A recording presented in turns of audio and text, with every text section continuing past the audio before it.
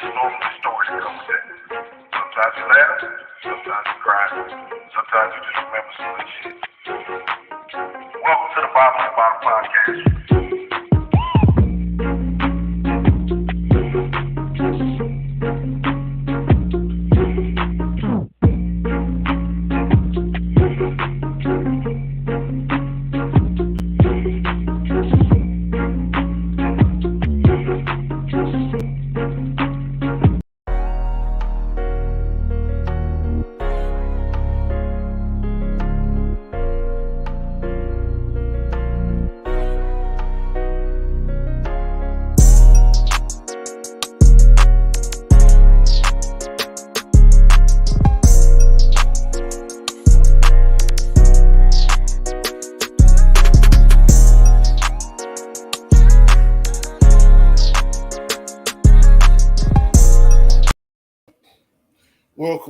Welcome. Y'all know what time it is, man. Look, it is the BOTB show.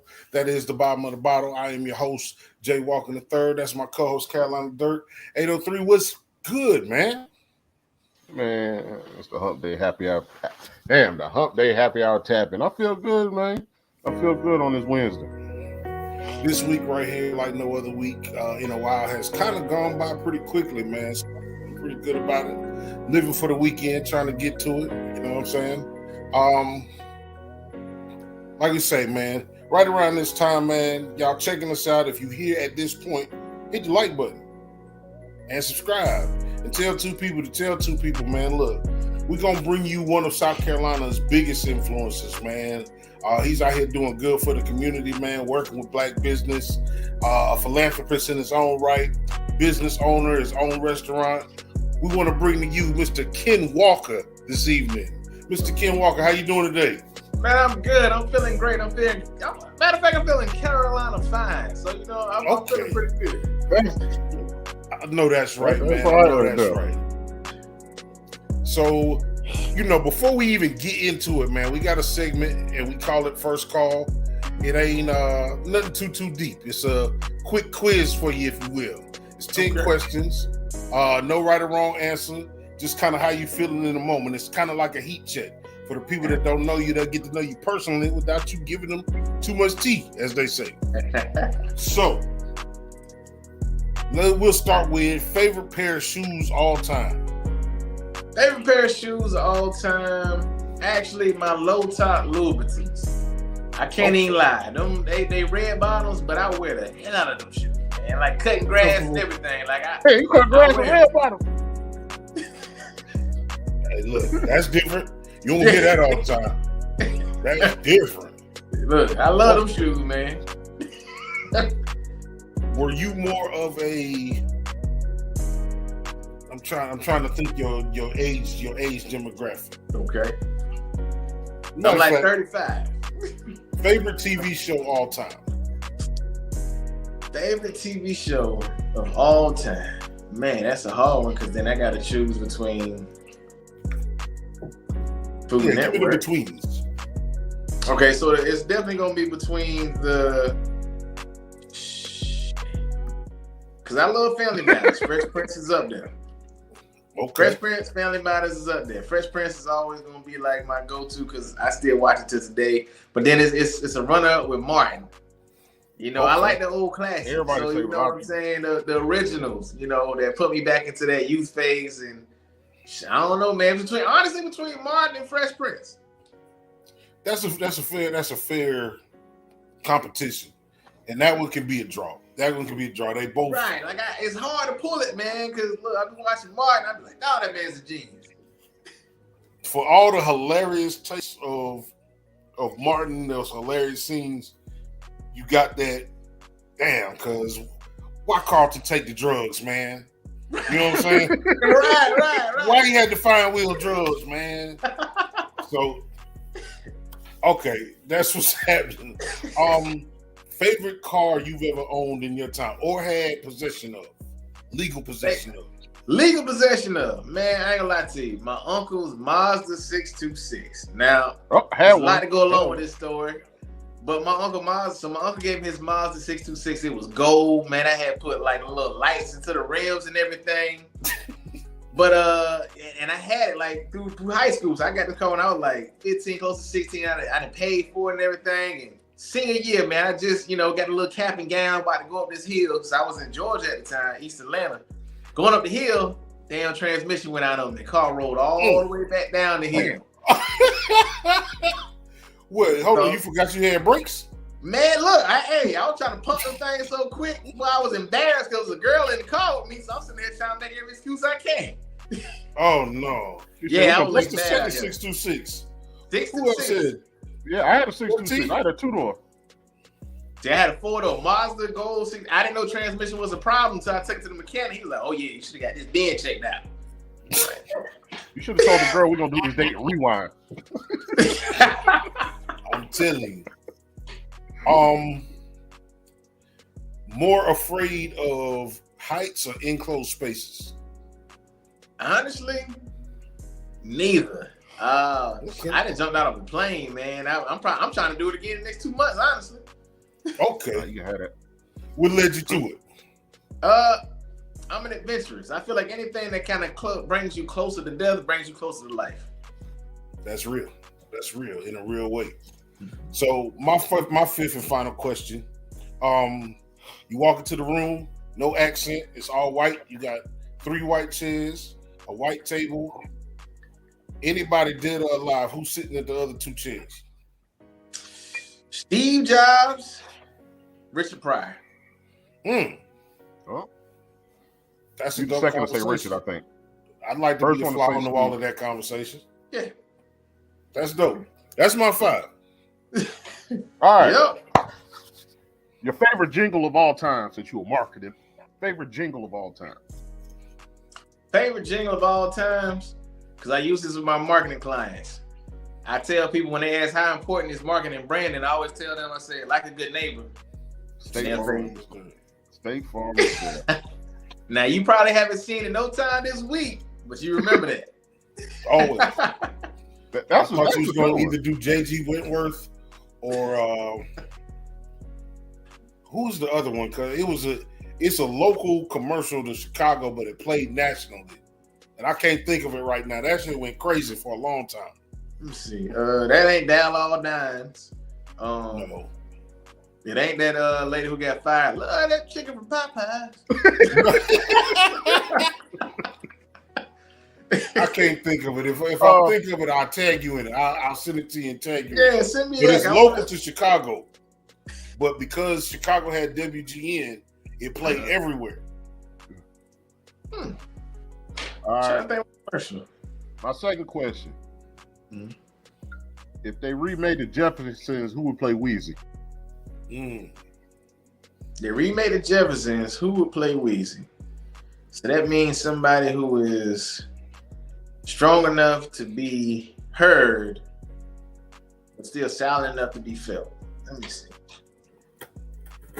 Strong enough to be heard, silent enough to be felt. And it comes to women right now. Honestly, I would have to Viola Davis. She could do anything. Yeah. She the cheat code, really. If you need a woman in the space, especially a black woman. If you need a black woman, top tier, she's in my top 3, 4 female actresses. Now, my top 1 is gonna always be Halle Berry. She is undoubtedly can play any role Except for a wife. Yeah. Yeah, now that might be I out of believe reach. her in everything except for a wife, man. Except for what she don't save some kids though. But Yeah. All right, my third one. Give me a good black host for Jeopardy. a good black host for Jeopardy. Jeopardy. Oh, good black host for Jeopardy. Let's see who would be intellectual enough to host it. Kind of funny. Trying to think of everybody off my. Honestly, probably Drake. Drake could do it. Drake can do it. Drake can do it. I would say Neil deGrasse Tyson. Okay. Oh, yeah. I would say Neil deGrasse Tyson, just because he corny funny, he's super smart funny, so that's in keeping with the tradition. And then even Michael Eric Dyson. Don Cheadle. Oh, there That's you you. go. There you go. I think Jamie Foxx can do it though. 'Cause I think Jamie Foxx would put the little laughter in, but he knows when to be serious. He the cheat I think code. Jamie He Foxx- another cheat code. Yeah, He can yeah. do You can whatever. pretty much implement him anywhere. He's gonna suffice for that role. You know what I'm saying? Like it's never not gonna be fulfilled with him. All right, your favorite bourbon drink? Who? Favorite bourbon drink. So that goes between the Wood and the Jameson. Or Crown. What am I doing? Is it Friday or Saturday? How you feel? Friday. Let me go Crown. Some of my best ideas came from Crown and nonsense. Shit, mine is Thanksgiving every day. Wild Turkey 101. That's my joint. That sounds like somebody's uncle's about to fight at the cookout. Not if you've been drinking it long enough. And my last one. Who got the best crab cakes in Colombia? Shit. That's a good one. You got me on that one. Cause I ain't really tasting nothing that's crab cakeable. You know what I'm saying? Like I taste a lot of vegetables and then some crab meat. All right. Let me give you an easy one. I just wanted to throw that out there. Let me give you an easy one. Your favorite Saturday morning cartoon growing up? X-Men. There you go. I started. It's on Disney Plus. I'll be watching it sometime. Yeah. X-Men, hands down. I gotta be X-Men. I'll be waiting for the little 35 minutes. That was good stuff, man. Hey, they got a meme talking about there's gonna be a remake of X-Men and Clifton Powell gonna play Professor Xavier. I was just looking at it on my phone. That's before crazy. You logged on. That's a wild rendition. Yeah, that is. I don't know if I want to see that. I think that's just somebody trying to be funny though. Well, I hope so. It's a couple things. I didn't know that they was working on a prequel for Training Day. Like they already in. I heard about it a long time ago. Yeah, a prequel for Training Day. For Training Day, and it's supposed to be Denzel supposed to be in it. But I mean, he kind of bloated now, so I don't know how that can work. You know, man, when you super rich, you'll lose that weight for a couple million. You know, I'm gonna give you a couple $1 million bag. You know, you go to the gym every day.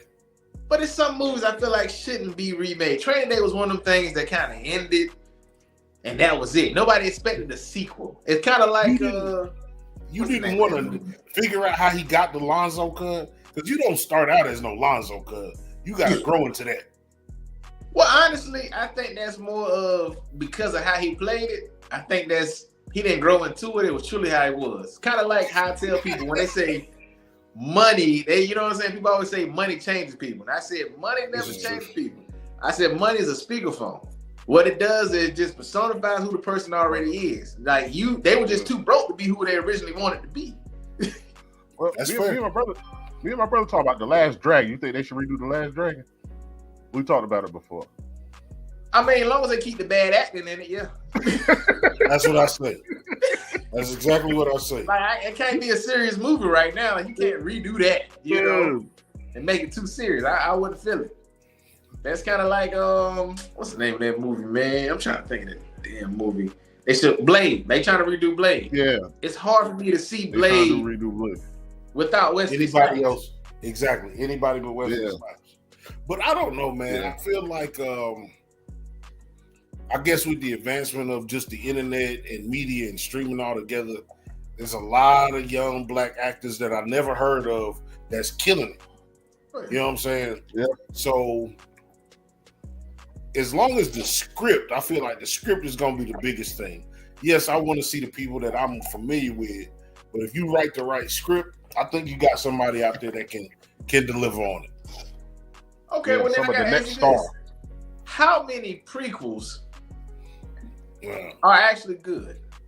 If you do a percentage wise, like from the original, what you've always prequels seen. and the sequels.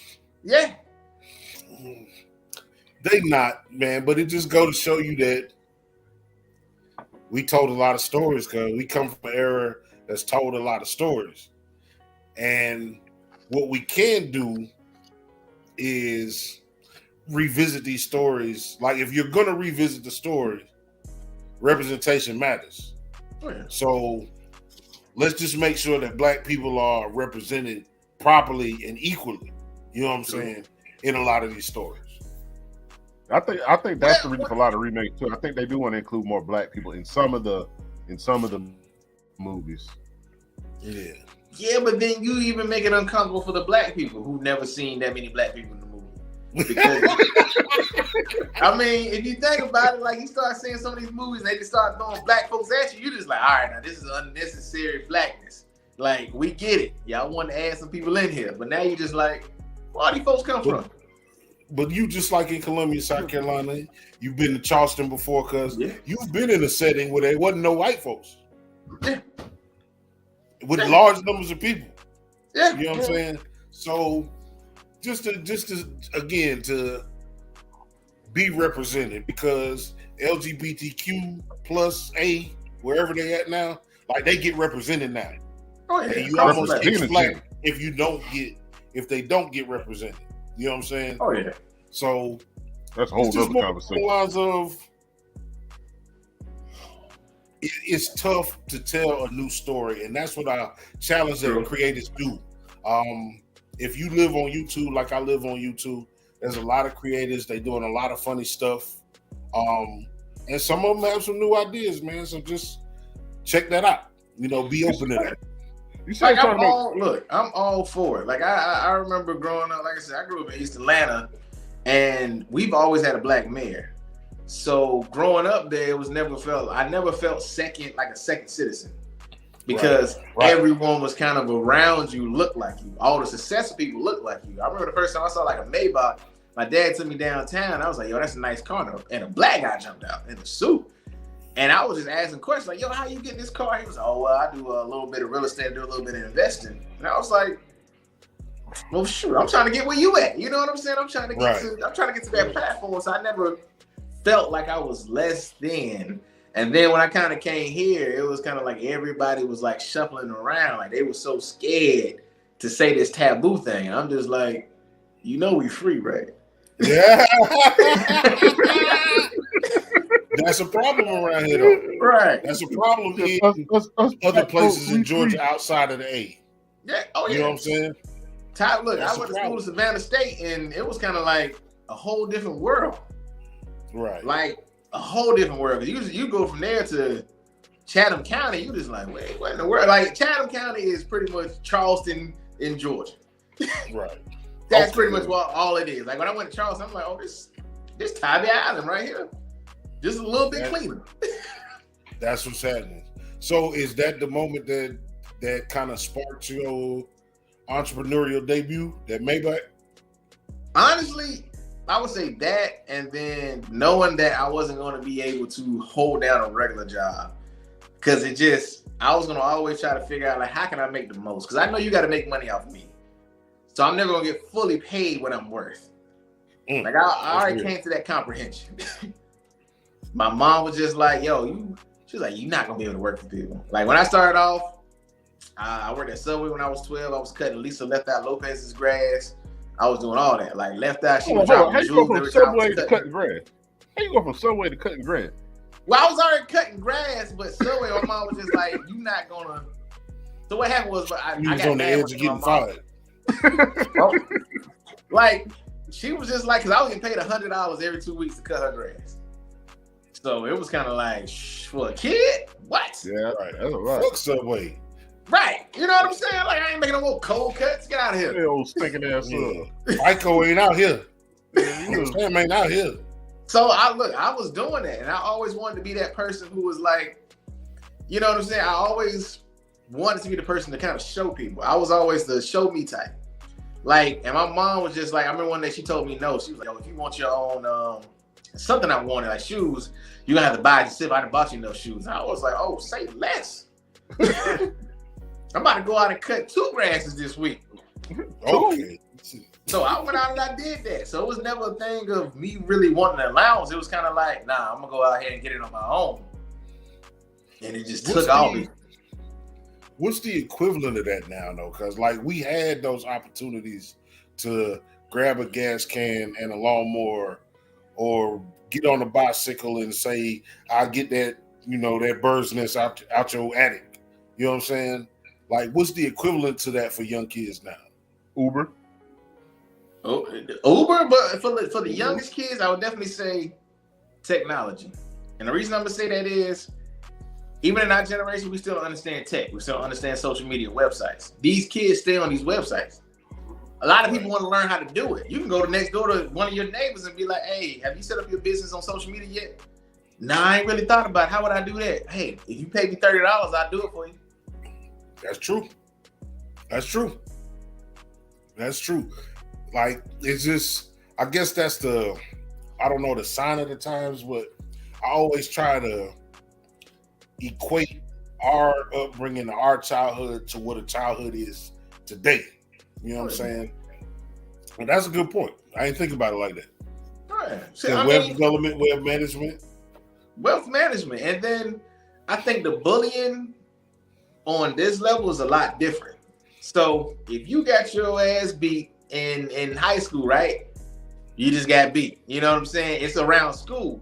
But you get beat up nowadays, that thing can go viral. You can hit a million people with no problem. Right. You just get your ass whooped.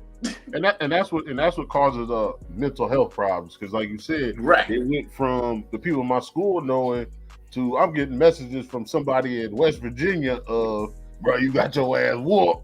Now, you just like, how you find out, man? Like, that's Africa, goddamn. They told me you ain't shit around there. But that's the difference. I think a lot of parents now, they don't equate that because they just like, well, when I grew up, I did. I was like, yeah, but that stopped right there. Let's start right there. This generation is so spread out that they're concerned about everything that hits the internet. Well, it puts your phone down. And these kids so ready to tell. Like, that's the other thing. Like, they so ready to tell that, hey, you cut his grass $5 cheaper than mine. We got a problem. You know what I'm saying? Right. How you get the job and I didn't. I'm going there and tell them you ain't got no car. Like, you know, they play by different rules these days with these kids. They do, but honestly, that's on every 9 to 5, man. You always got that one person who swear they're supervising. You just like, man, look, bro, I just took an extra 5 minutes for lunch. Why you even worried about what I did? Right. Yeah. I looked at you for 3 of that 5 minutes. Right. They're looking at you. You was in my intake class. How you trying to be over me? But that's what it be sometimes, is somebody, like you said, going the extra mile that they ain't got to travel. Yeah, we on the same road, cuz. You know what I'm saying? We in the same position. You think the amount of responsibility that you had in this job is more than mine? Yeah. Do you think they give a fuck about you?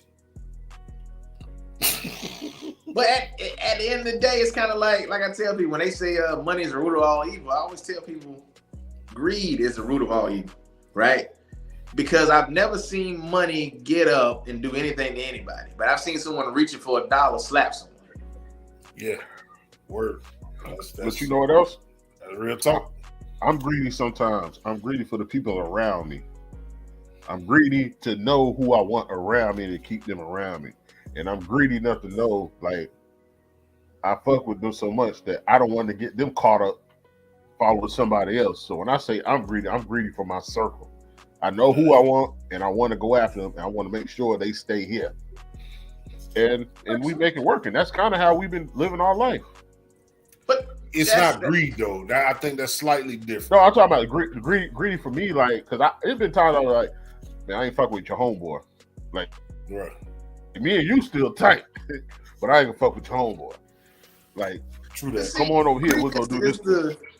Greed is like when you overdo something. So like you overindulge in something.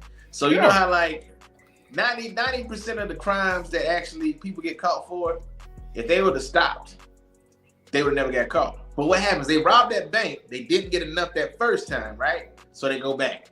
Got all the way with it. Yeah, you got all the way away with it. No cameras on you. Then they go back, and then the greed is what catches them. Yeah. Jack the Ripper was I call him one of the best serial killers because he killed his people, and then you never heard from him again. He didn't go on a spree. He did what he needed to do, then he stopped. What happens is people get greedy. It's like, I got away with it so many times. I gotta try it again. Yeah, I gotta go again. Yeah. So what's your first business venture that you felt you got greedy on? First business venture I got greedy on, I would definitely say Party promotions. Yeah. Party promotions. Yeah. Go ahead, briefly tell them. So, like, I'm not gonna say I was part of this organization in college, and they were trying to kick me out. So, long story short, it was like college club.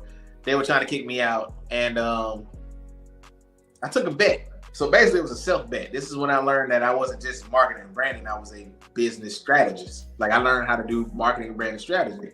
So they put me up for homecoming, and I had to go against like fraternity. So we like a club going against fraternities, and they were just like, "Hey Ken, we want you to be over club. Like pretty much, we want you to be over party promotion." I'm like, "Bro, I ain't never threw a party a day in my life. I don't know what I'm doing." They was like, "Well, either you can throw the party, or you can go." Because I was the type of person when I got in, we had like $25 in the bank account for a club, and I'm just like, "Why are we so broke?" And it's 18 of us, so we couldn't put $18 in there a piece. Right. So I was asking all the questions, and they felt like I was they felt like I was being disrespectful, and I was just like, "No, I'm just being real. Like, why are we so broke?" And so, like, I guess it got to the point where it built up, and they were just like, "Yo, we about to give him this impossible task, throw this party for campus." And I was like, "All right, cool." So I took the bet. Then the part of the bet was basically saying, like, if I didn't succeed or they didn't get their money back, I would just go ahead and resign from the club. But the other part was, I turned around, I was like, well, let me make my own provisions. How about this? If I end up doing well, I get to be vice president. And I don't mean like vice president to where you have to vote on me. I mean like vice president, I'm just vice president. So they was like, well, somebody's sitting in that seat. And I was like, I ain't asked that. I just asked, I was gonna be vice president. So 2 weeks before homecoming, I'm trying to find a spot. I'm going all throughout Savannah trying to find a spot. Everywhere I go to, they was like, yo, we're not letting you get nothing. I went to this last spot. It was like the queue's messing up. So I told the lady, I was like, listen, I'm part of this club. If I can just get this event space, I promise you I'll make it work. And this was like the moment that I realized that, shit, I was the shit. So I was like, okay, cool. She was like, I'm not letting you get the spot. So I was like, how much is it? She was like, $1,200. I said, so if I give you $1,400, $200 is based off me just being me, like a promise. She was like, why would you give me $1,400? I was like, because you didn't trust me at 12. Damn. So she was just like, all right, cool. Well, you got to 12 o'clock. Now, you know, HBCU, homecoming, 12 o'clock, what you gonna do? Like, everybody's still out. Right. I didn't worry about that part. I gave her $1,400, $200 of my money, and we started the event. Now, mind you, nobody in this club could promote anything at all. So I'm handing them flyers like, yo, promote the party. And the week of, I got this strange idea. I was like, you know what? Bump it. Hey, go to the Kappa party. Go to the Q party. Go to the Alpha party. Go to the Kappa party. So they coming up to me like on Thursday before the party. It's like, yo, why you promoting all these other parties? I'm like, yo, I got till 12 o'clock to prove to y'all I should be vice president. The day hit, nobody at this party. 8 o'clock. Nobody except for the little groupies that showed up. Right. The only people in the parties. 9:15 hit, everyone started getting phone calls, right? Phone going off. One of my friends was just like, shh, everybody coming here right now. I was like, cool. So the price went from $20 to $70. Woo! Everybody looking at me like, yo, why you charging so much? Ain't nobody in here. I was like, if they would have bought those tickets, they'd be paying $20. So everything's going good. The club can fit 250. We end up fitting like 630 people in there. Like we packed that thing out.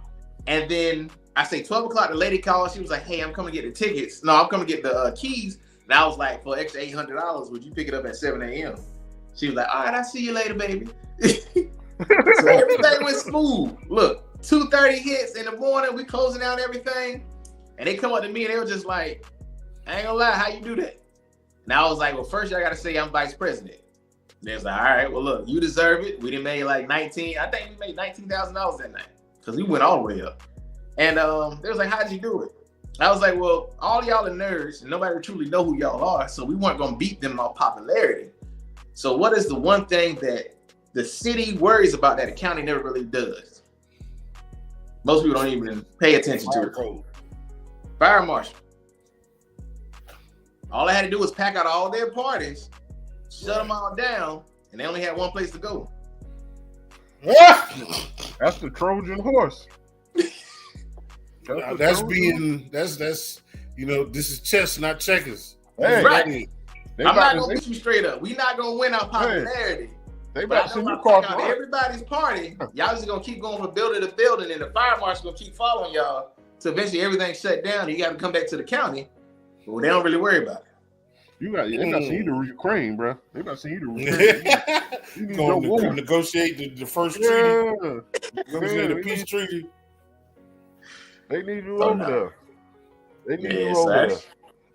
that's when I started feeling. I was like, all right, cool. I started negotiating. I was like, all right, so this stuff takes strategy. Yeah, All right. Absolutely. So what's after that? After you got that, your teeth in the blood, right? What was your moment where you took your big bite out of it? My ABC party. So I did an ABC party, anything but clothes. I was tired of everybody doing all white parties. I was tired of all black. black I was tired parties. of masquerade. And I was You did like, a yo, I'm about to make y'all think on Fucking this naked one. party? Huh? It was anything butt but naked party? clothes. ABC. And if you wore clothes, we charge you an extra $50. I already know what went on that night. Debauchery. So we had Isn't that like we had a easy? lot of things in that party.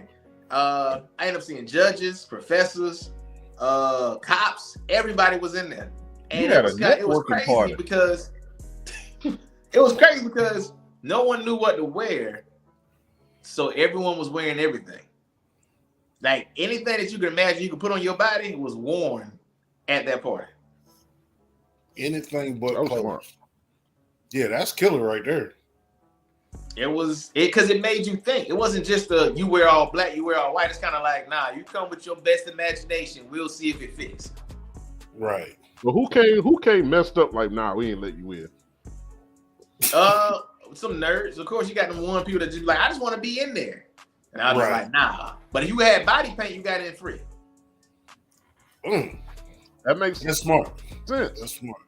It's the exclusivity, man, and that's what when you building a party, taking advantage and holding that exclusivity where people feel like it's got to be the place. Yeah. You know what I'm saying? So that's real. So when did you switch over to more legitimate means, more legitimate business? Why take an interest in building a restaurant? Because they say that's one of the toughest businesses to make successful, period. Honestly, because when I moved here after college for Otis Spunkmeyer. So my degree is biology. I moved here, got a job working in a lab, hated it. I was actually one of those people that literally knocked stuff off his boss's desk as he left. Like it wasn't no just meme. It was kind of like, man, I told you I was out of here. Boom, left. And I started a hot dog stand. I built a hot dog literally stand from scratch, watching a shady $24.99 DVD. Like, I You got was beef using, hot like- dogs? You got them chicken pork coons? Yeah, man, I started. all Well, beef you know, I hot couldn't dogs? afford hot dogs Oh, once I built the cart. So I started off with peanuts. I had peanuts on Sparkleberry. Oh. Okay. Okay. And I worked on Leroy's. I was doing chicken wings in the back of Leroy's. Was that Leroy's? I was in Leroy's. Yes. Yeah, Leroy's is a Yeah, big part so of you the dude with the living family. bottle history. Yeah. Yeah, that's a Columbia staple. Mr. Green, Yeah, man, I'm forever thankful for Mr. Green, man. And his Okay, birthday is on the same day as mine. our partner DJ Kryptonite. Oh, so yeah, okay, y'all know about Leroy's then. Right. Yeah. Okay. Yeah. Crip might be here later Okay. on tonight. But yeah, Crip. Yeah, we get down with Crip. Yeah. Look, been man, midnight. it was. Oh, well, let me yeah. ask you this. What year you got here? I got here in 2010. Oh, see, it wasn't open. I was going to ask you about liquids. Liquids and Leroy's has always been the toss-up. If you, Man, don't, I if you, don't if do you wasn't here liquids. before, you don't It's liquids. It ain't a Liquids. toss up. It's liquids. like Leroy's is gay because, and it gave us a place to go after liquids. But if you would have been in, like liquids was world famous because it was going crazy. Yeah, It's job. crazy. Nah, So hey, when they you would- when you with your friends and your compatriots, if they was here at that time, just say liquids and watch their expression. Now you make me ask all kind of questions. All right. hey, So where was if liquids at? Leroy's is a 10 in front of Fort Jackson, Mhm. that building in front of the across from Walmart, at Fort Jackson Yeah, Walmart, so right across the street by that U-Haul. Yeah. There's a By U-Haul Panera, right across like that Panera bread. And, behind that. It was a building back. okay.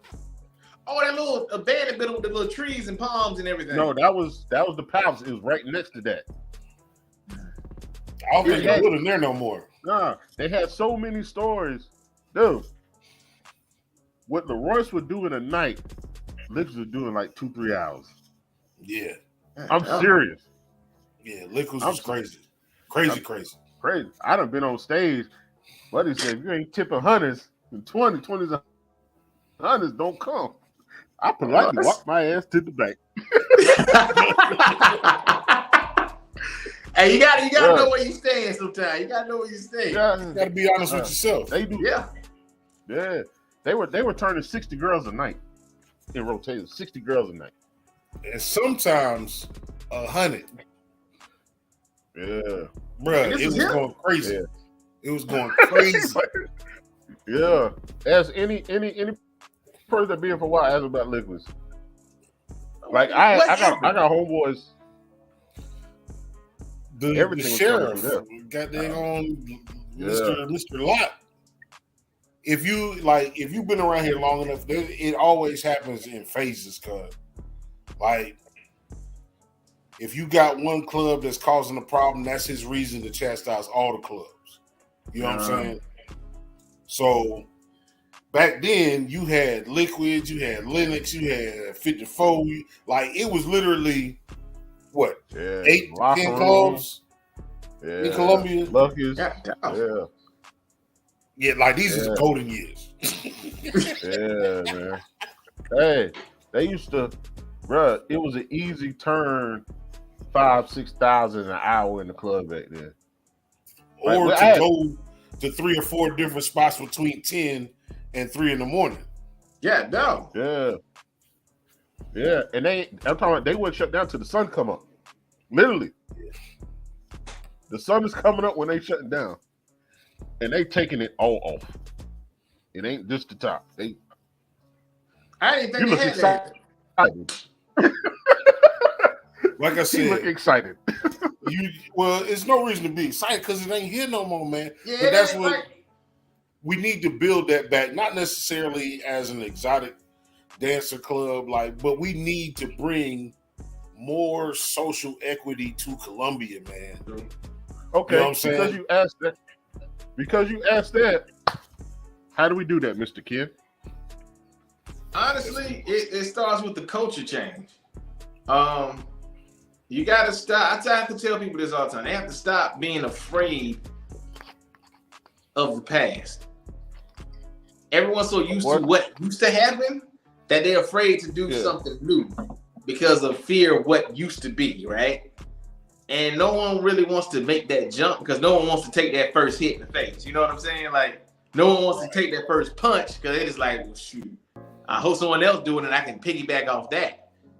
So, like I tell people, like coming here from a major city, it's kind of like it was easier to be more successful here because in Atlanta, the cutthroat there is different. Like you got people trying to competition. Yeah, it's like people come from your family. You got people in the mayor's office trying to make sure you never open up. You got lawyers that's supposed to be on your side. It's not like it's more cutthroat. Like when people say it's hard here, they talk about like some haters on Facebook, right? Some people that might not like them. But you're talking about people that's trying to really affect your livelihood, in Georgia. So when I moved here, it was kind of like people was like, "Oh, that's hard." I'm like, "It's hard because you got to fill out some paperwork." Well, they just don't want you to have it. I'm like, "No, man, still got to try it. You didn't even try it." Yeah. And then they see you doing it. It's kind of like, "Oh, I probably should have been did that." Like when I started selling seafood plates, when nobody charging $25 for no plate. Everybody was charging church prices for 3 meats and 18 sides for $10. There's a pound cake that was dry. And a pound cake. They complete their order. Yeah. Right. And they got 2,000 orders. It was like people were so afraid to ask for more because they felt like, do I really deserve it? And one of the things that kind of affects our culture is we don't charge because we feel like we're not worthy enough to charge yet. We feel like we have to gain so much in order to charge. And we have a lot of knowledge already. Like, it's like we're so afraid of are we worth this money that people are spending? I feel that doing Because- this. Like, honestly, I didn't think you were gonna answer because I just felt like, honestly, me seeing what you do is like, will he come down to our level? Because we are starting up, if that makes sense. So yeah, that shit crossed my mind too. It wouldn't hurt my feelings if you didn't answer, but it was a thought in my process when I sent the initial message out. But that's a valuable lesson. It's tearing down the fucking structure that has been in place. The structure that tells you can't trust the business of somebody that look like you. Yeah. Well, I sent the invite. You know what I'm I saying? did send it. You did. No. I sent it when I was. But, I mean, that's us believing in what we doing, having a product that we believe in, Right. So Yeah. that's the lesson for other people that's trying to do whatever they're trying to do. If you are trying to sell plates out the house, if you are rolling around with a truck with a pressure washer on it, go out there and stake claim to what's yours. Like, please don't rip nobody off, but if you got a business that you run, every business has a certain level of overhead. Be true to your overhead or you're not going to stay in business. Yep. That's the biggest thing I see when it. Oh, I got to plug up my phone. You know I'm black. I got to plug up my phone. What is that going? All right. At least you caught it. Damn. I was like, hold on, man. What's this? What you mean 20%? And we're gonna talk bad about you. We're gonna like, what kind of marketer ain't pay no phone bill? Right. That nigga bill cycling now. Like, how you Cycle marketing, now. bro? You can't pay your phone bill with T-Mobile. And it's T-Mobile. Hey, you educated. Hey, I got T-Mobile too now. Man. My shit Look, be man, I on had to rate go there and every complain chance I today. get. I had to go there and complain today. I was like, why my bill 3-something? They was like, oh, you should have went to our new plan. That's always how it goes. Huh? Yeah. They say your bill 3-something. Yeah. You got the company phone, the lady at the Alma Gospel Mission phone. Look, they played me because I was just like, I thought I was getting a good deal. I was like, oh, I'm about to get, okay, it's Florida. Cool. I was like, I thought I was getting a good deal. They was just like, nah, that deal was good for like 4 years ago. I was like, y'all send out everything else except for that. They know you ain't checking no mail. They send it through snail mail. They know you ain't checking no mail. Right, I'm like, They I watch already you got in T-Mobile. business. Tearing that shit up. I already got this shit. but no, like I truly, once you sent me the invite, I was like, cool. So basically, they're gonna be out 85 South in Columbia. Love it already. But look, that is. We're a little different though. Well, no, I like we got more. We got more weight. You see, we got more weight. But Yeah, it's they all 5'7", it's the 145 camaraderie. pounds. You know what I'm saying? It's the fact that a couple years ago, people didn't even really think that you could make it out of here, right? Right. Like people just like, Indeed. oh, podcast, who gonna really pay attention to that? And then there's always, because honestly, the people who actually get blogs from me sometimes, and I do charge and I vet people, are the people that stay like the most persistent. I love it because they was like, bro, like, hey man, look, I'm gonna hit you up again. Good night, and they be talking to themselves, and then it would be like, hey man, look, I really want you to check me out, man. Look, do this, and I'd be like, all right, man, look, you know what I'm saying? I appreciate it because I'm a busy guy. I appreciate it. I'll take a look at what you're doing. Because I do have a strategy. No, go ahead. No, I was gonna get him to tell us about Twitch. Oh, I was gonna say no. I got a strategy, and the fact that you hit me back, like it didn't have to resort to my backup plan. And everybody has their own backup plan, so I ain't gonna tell you my backup plan, but it would have been the same. Because what I realize now, and I'm paying attention to marketing now since I found you, is how I conduct myself when the camera's not rolling. Yeah. Like how do I conduct myself when the phones ain't ringing? Like how do I go about this? And that's what I learned from you. And I'm talking about in a split second of time, because the places you go are regular places, but just don't nobody know about it. Right. So that's what I learned from you. So I sent you an invite. If you would have said no, I would have been like, all right. But I know in my head that we need somebody that can talk marketing and branding. I'll just find somebody else. I'd rather have you because you are the root of Colombia. Like Oh, yeah. technically, you are the tourist attraction. For real. If for real. anybody watches, they're like, man, Colombia would be a tight place to go. But if not, hey, I'm trying to get this house. Well, he's a realtor. If not, I'm trying to start my own restaurant. Well, hell, you dealt with food. You see how it's going? Like, Right. regardless, you would have been ideal. But if you would have said no, I can't give up on something we trying to do. I just would have with another route and found, you know, I would have found the Family Found Dollar that version connection. of your Walmart. Yeah. Yeah. No, but honestly, that's what it takes. It's more of a, you gotta have that grit that's in you. It's hard to coach it, you know what I'm saying? Sometimes it's really hard because people are so quick to give up, right? And people are so quick to just be like, all right, I guess this ain't for me. I'm like, why? Because you tried and somebody hurt your feelings. It's not for you. And Right. they get to this point where it's just kind of like it didn't happen instantaneously. And I tell people, look, I failed for 4 years. Hot dog stand. Nobody paid me any attention. Like I was under the wings of Too Fat to Fly, who was blowing up. They grew up in our neighborhood. They were huge. You know what I'm saying? Like they were the biggest thing to really hit South Carolina from like Oprah to Steve Harvey. They were killing it. You know what I'm saying? I was just trying to get in on the in-between. And when I got hit up for like a national food truck competition, and then they said, oh yeah, you're going to have to market. I was like, oh, I'm about to kill this. Like you said, market? They was like, yeah, but you're going against all 50 states. I was like, oh, say less, fam. Right. And people was hitting me up like, my oh, you wheelhouse. can't make it. It's Colombia. Like, you're going against New York and California. And I was just like, man. Like, those people don't intimidate me, bro. Like, they still people. So, Talk your shit, DJ. you know what I'm saying? It was kind of like, well, you know, in Colombia, we do this. I'm like, bro, y'all got 2 people on TV right now. And y'all still think that this is how big Colombia is? Thank you. Thank you. There's Like- so much more work to do. Right. People love to say that the city's small, but I'm like, I haven't seen y'all before. Right. How small is it? That's what I'm saying. That's what I'm Like, saying. how small is it?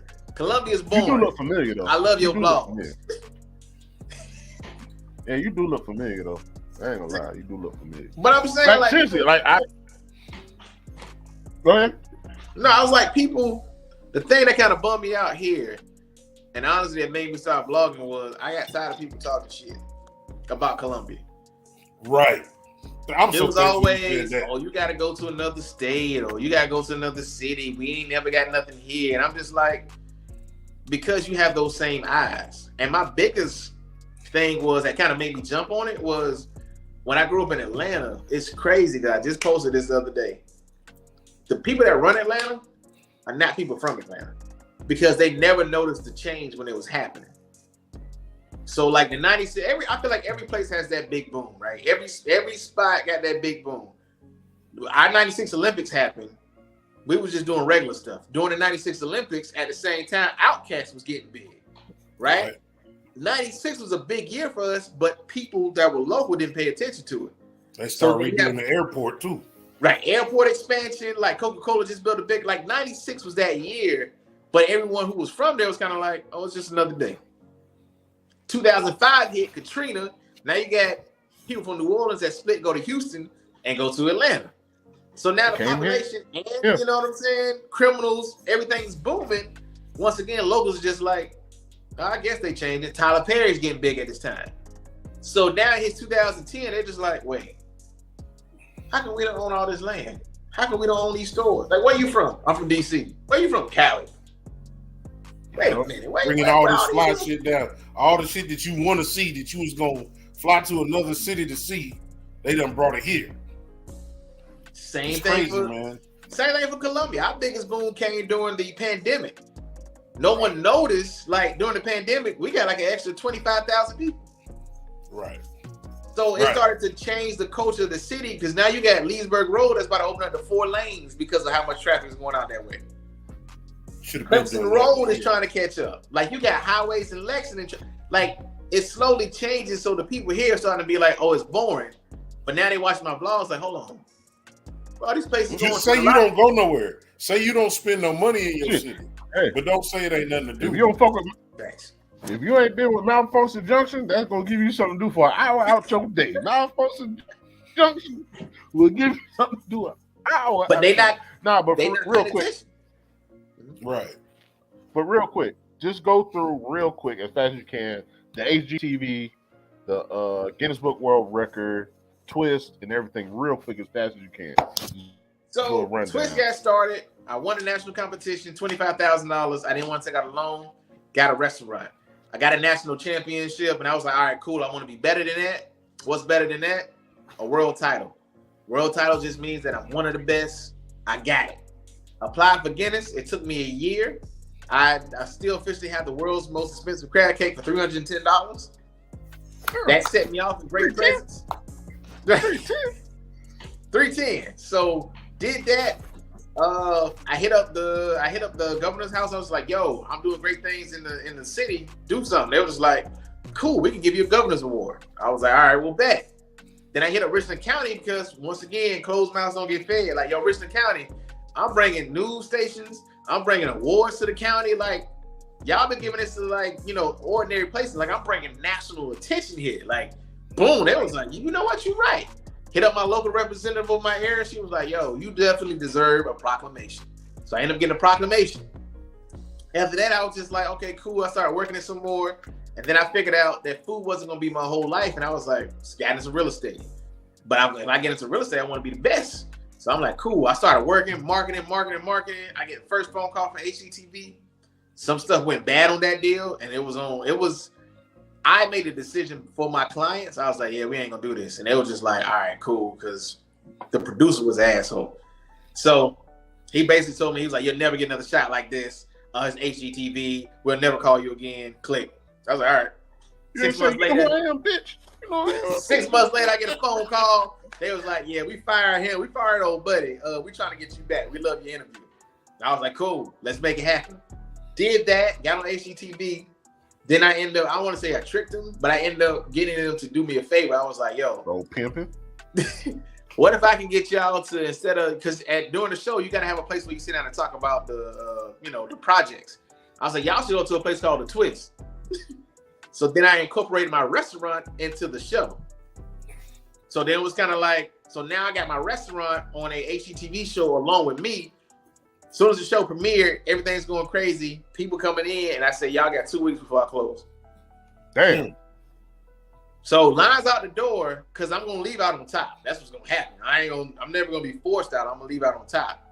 Closed it, did that, ended up getting on TikTok. 3 months later, TikTok was just like, yo, we want to put you on our website. You keep going viral.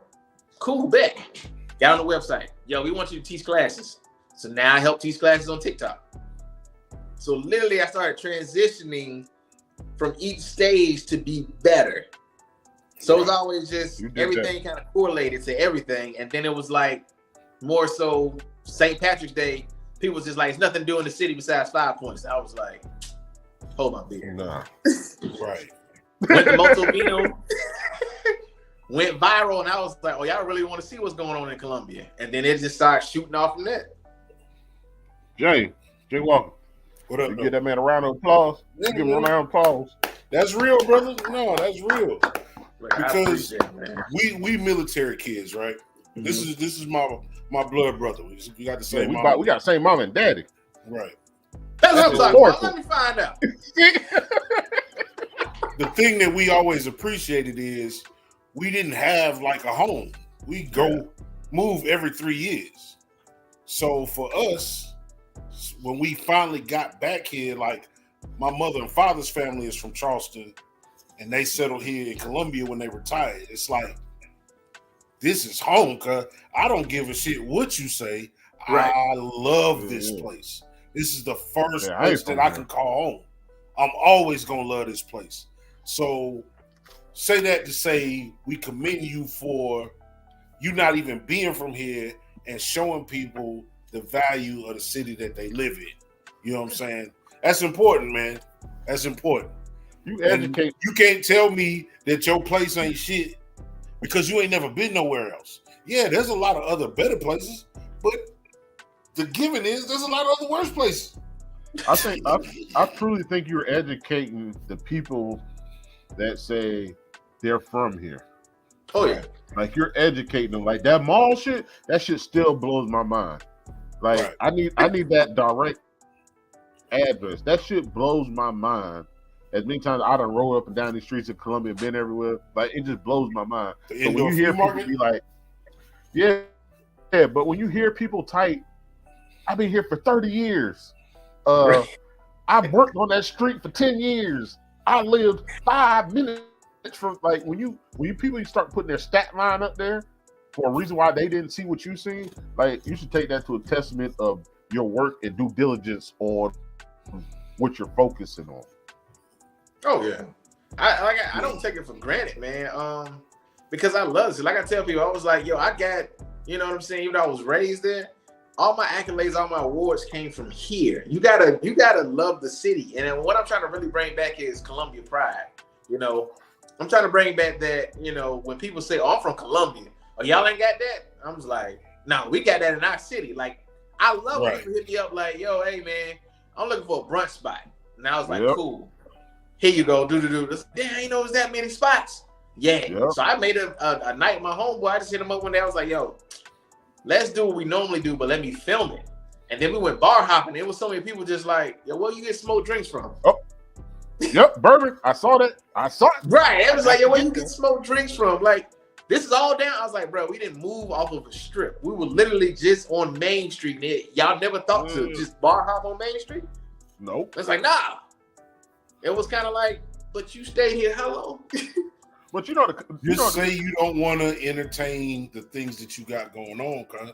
Like that's a big deal to me. The fact that you are showing people that live in the city what's in their city, cuz that shit is uncanny. But what it is the people that live here, if you say 5 points, you're saying young people USC. True. If you say Vista, you're saying older white folk USC. If you say Main Street, motherfuckers gonna think North Main in the hood. I promise you, no lie. If you ask anybody, when they hear Main Street, it associates with North Main in their head. Regardless of how many miles it is down the road, just the fact of Main and Main. They didn't hear the first part. They didn't hear the North. They just think Main Street and think it's hood. Honestly, that's my most controversial post I did at the popcorn shop, and I said Noma. People lost their mind. They were just like, bruh's not from here. Clearly, he never grew up here. You don't know anything about that. There's no such thing as Noma. I literally had to make a video like, nah, man, like you did know they changed to where it's Noma now. And people just like, I pass by that road all the time. I ain't never seen that sign. Which one's Noma?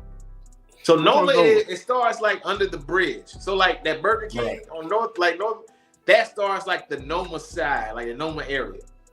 Yeah. So that's like it's on the left, right? Of Main Street. Yeah, it's on the left, right? If you go Noma is literally a strip. It's the street name. Yeah. So it's like an area like Cottontown. Yeah, it's like encompasses Cottontown. All that is Noma. Yeah, I'm thinking of what's it called that moved off Hughie, the corner of Hughie, and went to North Main. Oh, you talking about they do the cotton candy. Cotton candy. They do the cotton candy, root beers and. Yeah, not Copeland. So that's in my head. I know who you're talking about. Yeah, Cromers. That's Cromers. Yeah, Cromers. Yeah, they over there, man. Like you can bar hop. I tell people this: I can spend a whole day on Divine Street and not do the same thing. Bruh, they don't show enough attention to that area. You know what I'm saying? People that know. But I don't think the news does enough in terms of, you know, your neighborhood news, great places to go, things you should see. Like they don't do enough in the Divine area. Because maybe they lack the imagination too.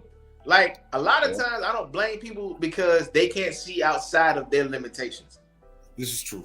So I don't blame them for not seeing it. For me, I'm always just like, what's that?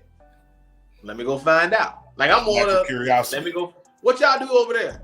For real, y'all do champagne? I went to a champagne popsicle party in 4 Acres. Okay. Hey, check this out. I was like, sound like a bad stomach. Yeah.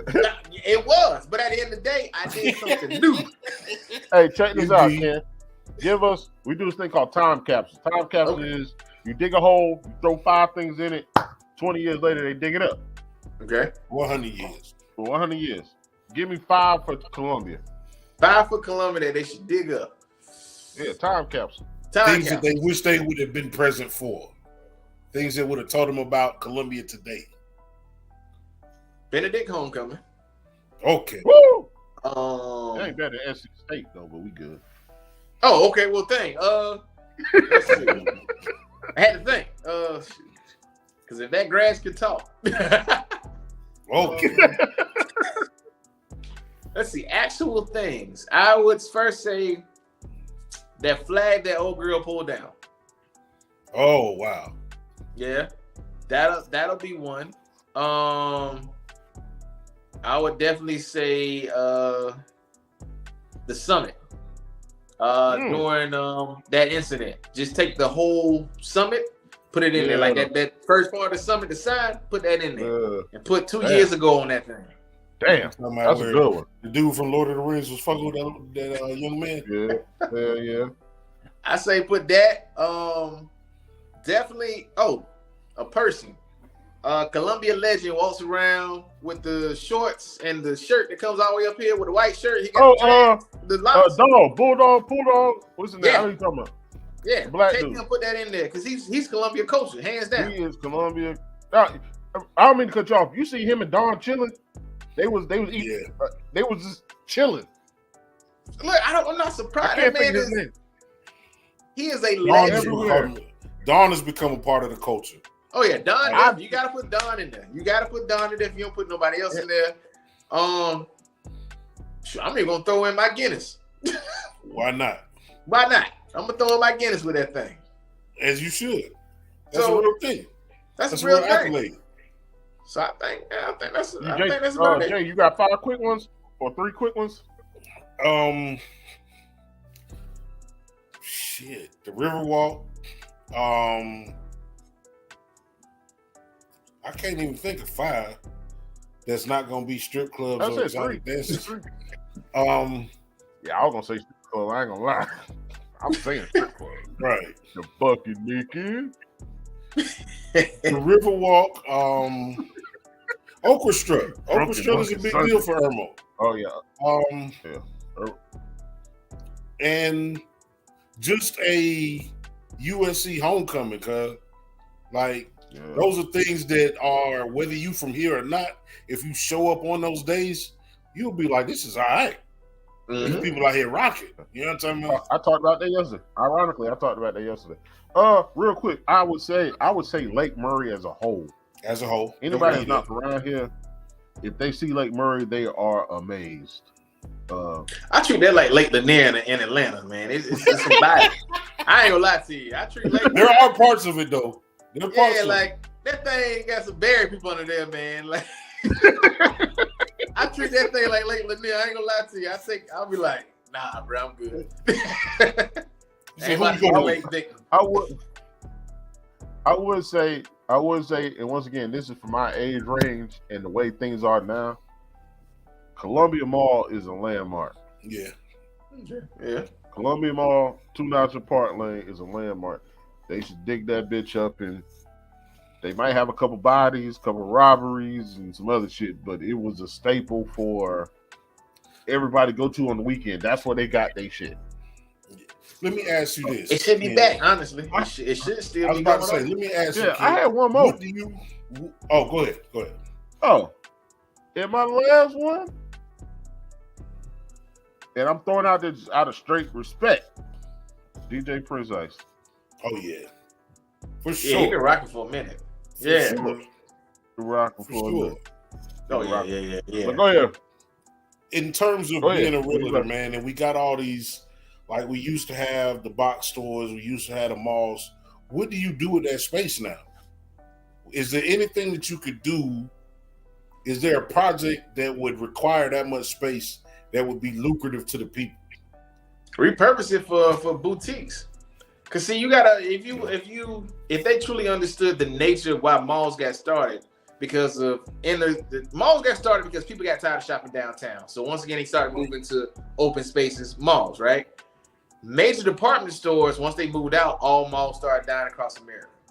Right. But that didn't stop the culture of people wanting to congregate, right? Right. So why not repurpose that area with work, eat, play, or small boutiques that can still keep up with the demand? See, the problem is they don't want to do boutiques, but right now you literally have so many boutiques, whether it's clothing, whether it's hats, whether it's this. No one's really saying like, yo, we got 30 open spaces in this mall. I'll drop the rent because nobody's in there right now anyway. Repurpose this and then still bring the culture back. So right now, everybody's kind of like... No, do you think they haven't got to the part where we'll lower the rent? Yeah, because the greed, you know? That's what I'm saying. Like, I think that's the part of the boutiques. Like, they're ready, but they haven't talked. They haven't directed the conversation to the point, because that's the last thing the person can say is, I'll lower it. Have they talked enough and invested in their self enough to say, to keep the conversation going for him to get to the part where I'll lower the rent? Well, it's kind of like this. Majority of the mall owners, even the ones here, even though they stay in Las Vegas for Columbia Place, they were doing the grand era. So they were doing the JCPenney, Sears, and they can't see something surviving outside of a major store. So to them, it's kind of like, once those stores left, since that's all they knew, they're just like, what can a boutique do? And instead of asking, what can several boutiques do? Right. So to them, it's kind of like JCPenney's left. Well, it has to be another store. Yeah. And not knowing, it's kind of like, bro, we literally, everything is literally on one side of town. Columbia is so big that you literally have Stars and Stripes, Frankie's Fun Park, and Dave & Buster's surviving within a 1.5 mile radius of each other. Yeah, if I can ride the go-kart to all of them. Right. So you don't think that if you turn part of where Dillard's was in Columbia Place Mall into a Frankie's or into a inside amusement, you would not literally have everybody from certain sides of town, even from Pontiac to people who come here for graduation at Columbia Place Mall. Right. Do you think, are you the person that have the right connections, not saying the financial background, the right connections that can orchestrate something on paper to say we can do this and communicate it with the small business owner saying, y'all need to take this chance? Honestly, I could. The only problem with it is it wouldn't even be the small businesses. It would be the major owner of the mall. The property. Okay. Because they're not, it's hard to explain something to someone who doesn't stay here. Right. Now, if you stayed here, you'd be like, okay, cool. I kind of see what you mean because I'm actually living in the same environment as well, right? Right. When you stay in Las Vegas, it's hard for you to see anything outside of Las Vegas because I'm not here. So I'm assuming that it should be running properly. Y'all doing something wrong. Instead of being like, hey, man, look, if you can come back here, give me 2 weeks. I'll show you that culture here has changed. I can show you where the population is different. And I can also show you that the people here have money in the median household. Yeah. So you're not wasting your money. I'm showing you where to properly invest it. Right. So how do we even get if all you did was open on the weekends like a flea market? Yeah, how do we get you literally run that thing like a Ponce City market and have different levels to that to where families can go in? Because Columbia, only thing it really lacks is more central located places to be around other people. So everything is either here or there. Nothing is in the middle of the city, really. Right. How do we get you in that room? Honestly, it takes what I'm doing now. Like right now, I'm getting reposted by like governors in different states. I'm getting reposted by West Columbia. I'm in different rooms right now because of what I'm doing. Okay. So all before, you really couldn't get into these rooms. Now people kind of see you like, I may need to talk to him because he can probably change a culture. Right. He changed the revenue in my business all at once. Right. You know what I'm saying? Yeah. All right. Check this out, Ken. So we about to do our closing. I want you to stay online for like 5 minutes after we close out. Cool. Because I got a question for you. But go ahead. All right, man. Well, check this out, man. Look, this has been another super informative episode. We had a good time with Mr. Ken Walker. Hell yeah. Multifaceted. He's got a whole bunch of different ideas, objectives, and things that he talked about, big man, brain. is big brain. It's super motivating to have these conversations, man. But we are at the final call. We're about to leave the bar now. This is your last chance to say what you want. Ken, go ahead and give your social media. Let people know where they can find you. Whatever you want to tell them. The Ken Walker Show on social media. That's Instagram. On TikTok, Ken Walker Show. Facebook, Ken Walker. I want to leave everybody with this advice. I'm working on a project now, a huge project. Releasing it in about a month, and it's literally going to change how people see technology and Black people at the same time. Okay. It is going to be a culture shock, and it's going to be able to put people in a room that they never thought that they could be in. And I want to show people why I stayed here for this certain project that I'm working on now. Well, let's be your test people. That's super dope. Yeah. Carolina, what you got for the people? I always say it. Networking. You got the network, man. I don't care who you are. You got the network. You can have the tightest, loyal, they ready to ride for your crew. You still got the network. Networking is a superpower everybody don't have. Networking is a superpower that people use for bad and not for good. I try to network for good, man. I hit him up, and like y'all heard earlier, like I didn't know he was gonna do it, but the fact that he did it, he didn't know till the day that I had a backup plan. It wasn't even really a backup plan, just me rolling dice on somebody else. But I appreciate him. From day one, he was just like, yeah, we could do it, we could do it, we could do it. And I saw a post of yours too. I thought was dope, and I was like, I hope there ain't no shots at me. You was like, I don't promote somebody that don't pay. That for me. Oh, because I invited you, and then I saw that. You know what I'm. You know, you got to think how. Oh no. So that's basically like people who just be like, yo, man, I want you to come do this and do this and do this, and then it just be like, okay. So like, I believe in your show, right? So okay, I believe in your show. That's just on me. Yeah, so I'm gonna do it. Yeah. But other people just be like, they feel okay.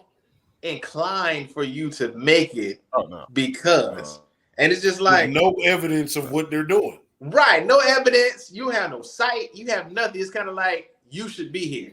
Why? Yeah, no. Nah. Like you literally because we want. Go ahead. No, I'm just saying our podcast is different. And my thing is, me and my brother, we got two different sayings that we say all the time, but mine is network. And I feel privileged. I feel honored to have contacted you to ask you to come on our show. That's all I'm saying. And for you to drop the amount of jewels that you dropped. Yeah, you dropped a lot of jewels. You dropped a Crown Royal bag of jewels. Yeah, man, you can't come to somebody's house empty-handed. That's Go ahead, Jay. Yeah, man. So, this is the Bottom of the Bottle show, the BOTB show. This is where we are reinventing the relationships that need to be reinvented, man. Work with somebody that look like you. Trust in somebody that look like you. We give passes to everybody else that has a shitty product or charges too much, and we don't say nothing. But when it comes to other people that look like us, we want to hold their ass to the fire about some shit. Facts. Spending money and doing retail business is just par for the course. Do some business with somebody that look like you. And like I always say, love the ones that love you back. This is the Bottom of the Bottle show. I'm Jay Walker III. That's my co-host, Carolina Dirt 803. Special guest, Ken Walker. We appreciate you coming out. And outside of that, we catch y'all next time. We gone. Stay on, Ken.